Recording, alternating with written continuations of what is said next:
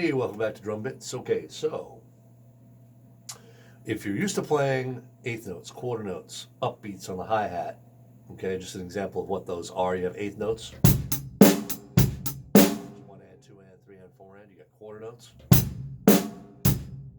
one, two, three, four. You got ands, which are just the ups. And two, and three, and. Okay, if you're used to playing those, now you think about the other types of notes there are, which the next thing to get into would probably be 16th notes. So you're actually placing notes between all the eighth notes. So instead of just one and, two and, you have one E and two E and That's how you count it. So that's 8 notes altogether from beat 1 to beat 3. 1 E and two E and 8 notes. All on the hi-hat. 1 E and 2 E and Bass drum and snare drum still play on 1 and 2, back and forth, and then repeat on 3 and 4.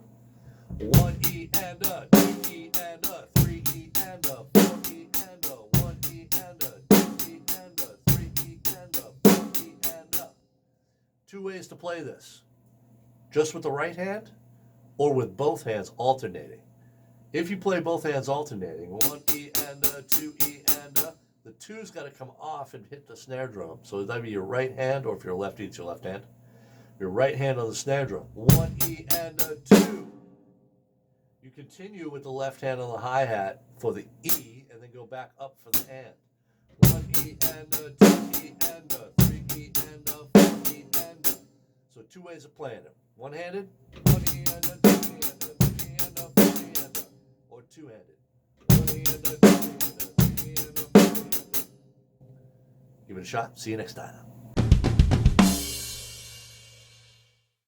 Hey, if you like what you see in these videos, please like and subscribe.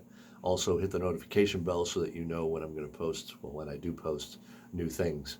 I appreciate you watching and taking the time to learn something new on the drums. Thanks for watching. See you soon.